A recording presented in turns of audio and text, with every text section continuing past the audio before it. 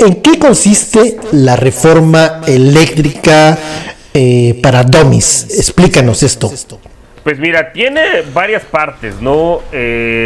Básicamente deshacer los abusos que se hicieron en la reforma de 2013 del Pacto contra México y que pues literalmente está colgado de diablitos el sistema eléctrico, ¿eh? Por todos lados hay fugas, pues obviamente tanto empresas extranjeras como al gas, que además lo compramos de Texas, la ficción legal de las sociedades de autoabasto, y bueno, y los subsidios que reciben también las grandes empresas, pues en la transmisión y el porteo. Entonces, si quieres, bueno, y la nacionalización del litio, que es otra parte, ¿no? Yo pensaría que esos son como los 4 puntos más importantes. Si quieres, nos podemos ir, pues, de uno por uno. El uno, que es literalmente donde ahora sí que el diablo está en los detalles. Si uno ve una cosa que se llama el orden de despacho, o sea, la electricidad tiene, por sus características físicas, es algo que no podemos almacenar. A diferencia del agua, bueno, sí la podemos almacenar, pero pues en baterías para celulares, ¿no? Y ahorita apenas, ¿no? En unas grandes baterías para coches, pero todavía es muy caro y no es tan ineficiente. No es tan eficiente. Es muy probable que esto vaya a mejorar en un mediano plazo, y de ahí, pues, precisamente la batalla por el litio. Pero bueno, si quieren, empezamos por la otra parte. Como les comentaba, bueno, uno de los problemas de la electricidad es que se tiene que consumir en el momento prácticamente en que se genera. La única realmente que digamos que se puede almacenar como tal, pues son las presas.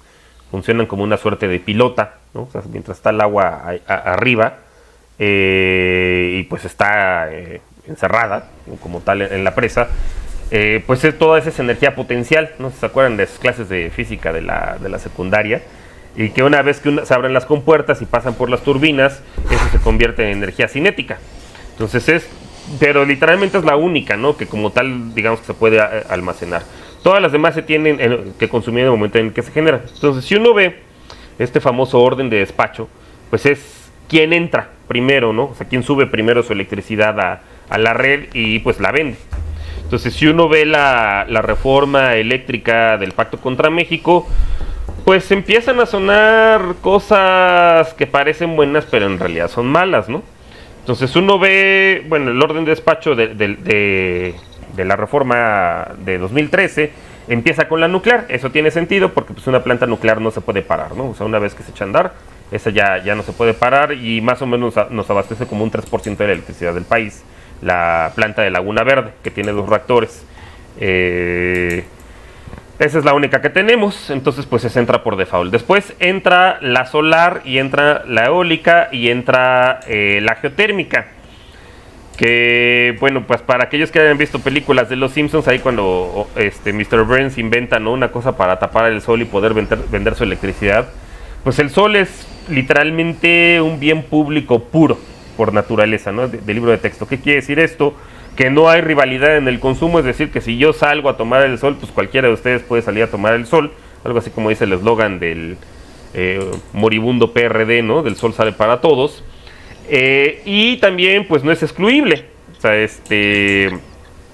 yo no te puedo, o todavía no se puede, no hay una tecnología como tal que pues que se puede envasar al sol, ¿no? Cosa como si se puede envasar el agua, ¿no? O un refresco. Entonces, pues el sol es gratis. O sea, afortunadamente. Nada más que encontraron la forma de privatizarlo, ¿no? Con las celdas fotovoltaicas. Lo mismo el viento. O sea, pues el viento es gratis. En tanto como insumos. Y lo mismo, pues el agua caliente, ¿no? Con la cual se genera la energía geotérmica. Entonces, pues hasta ahí suena bien, ¿no? Pero el diseño de las subastas lo que hace es pagarte en función del precio de los insumos. Es decir, pues aquel que oferte un precio más bajo, pues es el que entra primero. Hasta ahí todo suena lógico, ¿no?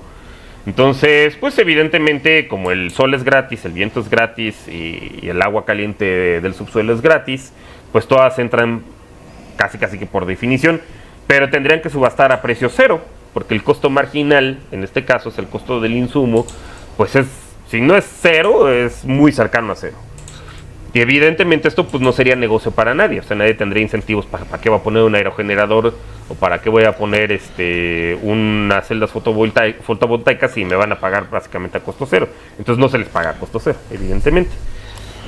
Entonces, hasta ahí suena lógico, pero de repente uno se encuentra que por orden de despacho entra primero el gas que las hidroeléctricas, cuando la lluvia pues también es gratis, ¿no? Y los ríos también son gratis. Entonces ya cuando no suena lógico, pues es que hay algo raro ahí. ¿Por qué? Porque por este orden de despacho, para que haya incentivo, para que se hagan, se instalen celdas fotovoltaicas y se instalen aerogeneradores, no se les paga a precio de lo que cuesta el insumo, sino de gas. O sea, es literalmente el que llena el mercado, es al que es el costo más alto, se les paga a todos los anteriores que subastarían a precio cero, pues el precio del más alto, que en este caso es del gas. Entonces ahí es cuando ya no. Y además el gas, pues es finalmente, no es igual de contaminante que el carbón, no es igual de contaminante que el petróleo, pero no deja de ser un combustible fósil. Entonces, sí genera emisiones de carbono. México no es autosuficiente en gas. Hay una quinta parte, desgraciadamente la quemamos en el sur-sureste, no se aprovecha cuando sale el petróleo, pero lo importamos sobre todo de Texas. Y pues ya lo vimos en la pandemia, en 2021, a inicios del año pasado, pues que se congelaron las tuberías, ¿no?, de Texas. Y pues obviamente cualquier país va a decir, pues primero va mi gente, ¿no? O sea, no va a dejar que se congelen los tejanos, y primero está mi planta productiva, y pues y ya, si sobra, órale, se lo vendo a los mexicanos, ¿no? Y llegó a estar a un precio exorbitante, no sé si se acuerdan, y eso hace pues que también suban las tarifas. Pero pues aquí es donde está el negocio, porque mucho del discurso de quienes están en contra de la reforma dicen, pues es que los privados tienen la mayor parte, ¿no?, de los que generan energías limpias, ¿no?, con energías renovables, y esto es una verdad a medias. O sea, sí tienen la mayor parte de los aerogeneradores, sí tienen la mayor parte de las fotovoltaicas, pero no son las que generan más electricidad. Las que generan, con las que se puede generar más electricidad es con la hidroeléctrica. Además, el problema que tienen estas otras energías, como la solar y la de viento, pues es que no siempre hay viento, no siempre hay sol. O sea, de hecho, pues en la noche, por definición, no hay sol. Y es justamente en la tarde cuando más se consume electricidad, es decir, a partir de cuando la gente regresa, ¿no?, de su trabajo, como por ahí entre las 5 hasta las 10 de la noche, ¿no?, que estamos pues cenando, viendo las telenovelas, ¿no?, o las noticias, o utilizando el internet, el streaming, prendiendo la licuadora, etcétera. Ahí es cuando más se consume electricidad, pero ahí es cuando no nos sirve de nada, ¿no?, la solar, porque además, como les comentaba, no se puede almacenar. Lo mismo también con la eólica, pues no tienes viento, ¿no? Aún en la ventosa y aún en la rumorosa no tienes viento de manera constante. O sea, hay épocas durante el día y del año que no va a haber necesariamente lo mismo. Entonces, obviamente la hidroeléctrica pues tiene un costo mucho menor de generación, pero pues como no sería negocio pagarles a estas otras que les digo, a la eólica y a la solar, a precio de hidroeléctrica, pues por eso la ponen después. Y de ahí que pues efectivamente las hidroeléctricas, que además es infraestructura que ya pagamos a lo largo del tiempo, pues estén siendo subutilizadas, ¿no? Y no se les ha metido un peso, o sea, que es parte del proyecto de la reforma eléctrica, pues invertir en cambiar las turbinas que pudieran dar una eficiencia incluso de generar hasta el doble. O sea, hay hidroeléctricas como por ejemplo de las primeras, ¿no? De hecho la primera fue la de Necaxa en Puebla, pues que lleva 100 años o más de 100 años con esas mismas turbinas. Entonces, pues por ahí hay una parte del proyecto, ¿no? Entonces, en realidad el negocio de las privadas está en la generación de energía, ciclo combinado se llama, cuyo insumo principal es el gas, y el cual pues importa principalmente de Texas. Entonces ahí pues ya de entrada entran todas estas compañías que tienen generadoras de ciclo combinado y que además importan de gas. Esa es la primera parte, que hay que cambiar el orden del despacho, ¿no? También por definición no se le otorgaron a las hidroeléctricas de CFE certificados de energía limpia, siendo que sí generan energía limpia, y a estos, tanto a la solar como a las eólicas privadas sí. Todo esto con el fin argumentando, bueno, pues como las presas de CFE ya tienen más de 30 años, pues no se les va a dar a ellos, y la idea es que estas otras, para incentivar, ¿no?, que haya más parques eólicos y más parques de energía fotovoltaica, pues que a ellos sí se les dan, lo cual implica pues un costo, un subsidio, ¿no? Digo, traduciéndolo de otra forma, estos certificados. Entonces, esa es una parte. Luego está la ficción de las sociedades de autoabasto. Bueno, en general el autoabasto se permitió a partir de los años 90 con Carlos Salinas, y en principio pues también, o sea, suena lógico, ¿no? A ver, si tú tienes una siderúrgica como la de Lázaro Cárdenas, o si tienes una siderúrgica como AMSA, pues uno de tus principales insumos pues es el propio carbón o es el gas para producir acero. Entonces, te puede sobrar y tú produces, te sale más barato, ¿no?, producir tu propia energía eléctrica, pues que estársela comprando a otra que está generando en otro lugar. O si estás en un parque industrial, pues dices, a lo mejor yo produzco pan, ¿no?, que así empezaría el argumento de Bimbo, y entonces yo consumo un montón de gas, y pues ese mismo gas me sirve para generar energía eléctrica, y pues a lo mejor se la puedo vender aquí a mis vecinos, ¿no?, en el parque industrial. Hasta ahí pues suena lógico. O sea, no tiene ningún problema. El problema es cuando de repente pues estás generando electricidad en la Ventosa, en Oaxaca, pues finalmente al ser un fluido, pues se consume en el lugar más cercano. O sea, no es que tú estés generando electricidad en la Ventosa y decidas a dónde la puedes mandar, ¿no? Pues sí, mira, esta electricidad se va a ir a la Ciudad de México, esta electricidad se va a ir a Yucatán. No, eso no se puede. Lo más probable es que esa energía que se está generando en el Istmo, pues se consuma ahí mismo, ¿no? En Salina Cruz, en los poblados cercanos de Oaxaca, y eso cuando sí hay viento.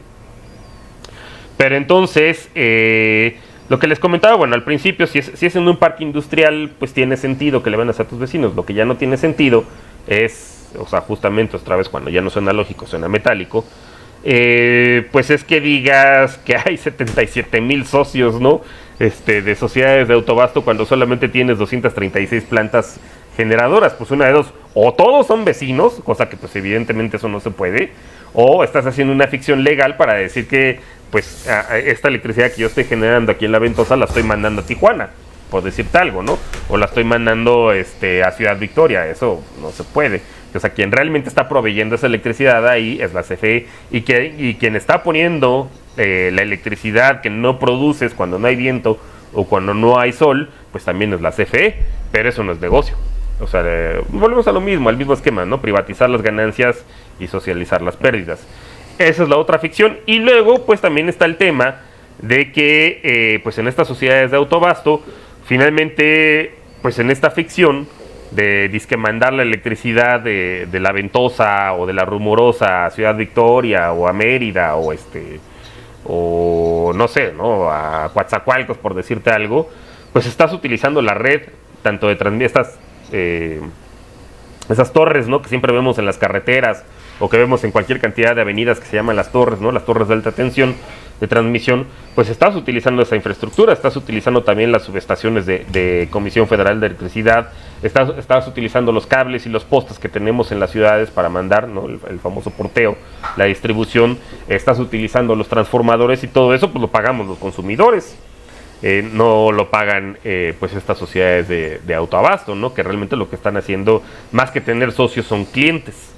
Entonces, si le empezamos a rascar ahí, pues ya encontramos varias pérdidas por miles de millones de pesos al año que le representa para CFE, pues tanto en estar subsidiando la compra de gas de Estados Unidos, tener subutilizadas las plantas hidroeléctricas principalmente, pues subsidiar la infraestructura de respaldo, ¿no?, para cuando no hay viento y para cuando no hay sol, subsidiar la transmisión, pues el uso de sus torres, de sus subestaciones, de los transformadores, que todo eso es caro, de los cables, que al final lo pagamos nosotros.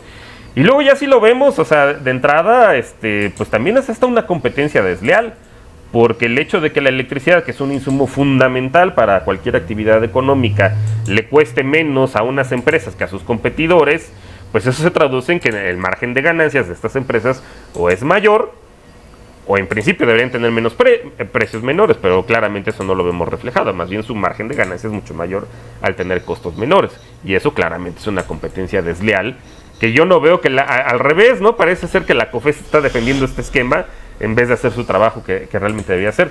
Y bueno, y luego está también el tema del litio, que nosotros tenemos, según unos estimados, ¿no? Funciona igual que en el petróleo, o sea, ¿cuánto tienes bueno, tus yacimientos, ¿no? De reservas, si ya son probadas, si son probables o son posibles? Pues algo así más o menos pasa con el litio mexicano, o sea, como es algo que todavía no se explota aquí, pues posiblemente tengamos el 19º, bueno, el 9º o el 10º yacimiento más grande del mundo en términos de reservas, pero pues es algo que hay que apenas comenzaría a explotarse, ¿no? O sea, a diferencia de otros países como Chile, como Australia, que son de los principales proveedores de litio, se exporta y se procesa en China y se hace baterías. Pero eso es algo que justamente en la transición energética, porque algo que sí queda claro, que también es otra de las mentiras en contra de la reforma eléctrica, pues es que hay que descarbonizar la actividad económica, ¿no? Sobre todo, particularmente la producción de electricidad, pero bueno, otras. Y en esto que comentaba del orden de despacho, tanto en la reforma de 2013 como en la de la reforma eléctrica sí se mantiene hasta el final el carbón. Además, hay que decirlo, en México casi no hay carbón. O sea, sí hay, pero hay en Coahuila y tiene mucho mejor uso, que es básicamente hacer acero, ¿no? Que estar produciendo electricidad. Ese es un gran mito. O sea, en México solamente tenemos 6 plantas de carbón y se utiliza, y una ya no se utiliza. El 6% de la electricidad se produce con carbón en México, cuando en otros países como Estados Unidos es del doble. En Alemania ni se diga, es del 30%. Desde que quitaron sus plantas de energía nuclear, han tenido que recurrir al carbón para no depender justamente del gas de Rusia, ¿no? Dado que su precio ahorita es muy alto, y además pues la coyuntura de la guerra, ¿no? y geopolítica. Entonces, y comentaba el tema del litio. O sea, algo que sí es cierto es que hay que definitivamente pues reducir el consumo de combustibles fósiles, incluyendo al gas, que eso es el problema, es que ahí es donde está su negocio, ¿no? Y eso es lo que realmente les duele. Pues en un futuro, como te comentaba, de mediano plazo, varios minerales que ya tienen importancia, como el litio, pero otros como el cobalto, se van a volver estratégicos. Entonces, así como en su momento, a finales del siglo XIX, todo el siglo XX y lo que va todavía del XXI, tanto el petróleo como el gas han sido muy importantes. Bueno, y en su momento, en el siglo XVIII y XIX, el carbón para la industrialización, pues así lo va a hacer en el siglo XXI y probablemente los venideros. Pues este tipo de minerales que pues se utilizan para hacer baterías, ¿no? Y que están pues en los coches, en nuestros celulares, en cualquier cantidad de aparatitos que ahora traen pilas. Pues uno fundamental es el litio, otro es el níquel, el cobalto, también las tierras raras, ¿no? Todo eso que se acuerdan de las clases de química, que hasta abajo había una cosa que se llama tierras raras, ¿no? De ahí con unos nombres bien exóticos. Pues ese tipo de minerales van a empezar a cobrar mucha importancia, pues particularmente en este siglo, para la transición y para descarbonizar la generación de energía eléctrica. Digamos que eso es poco a grandes rasgos, y obviamente pues también hay un negociazo. Hay que ver a cómo anda el precio del litio ahorita. Está hasta más caro que el oro, literalmente ya es el oro blanco. Y pues claramente esto va a ser una batalla geopolítica del siglo XX, ¿no? Así como las guerras en el siglo XX eran por el petróleo, en buena medida, y pues por el carbón, ¿no? También la Segunda Guerra Mundial y la Primera, pues ahora va a ser por este tipo de minerales de la transición energética.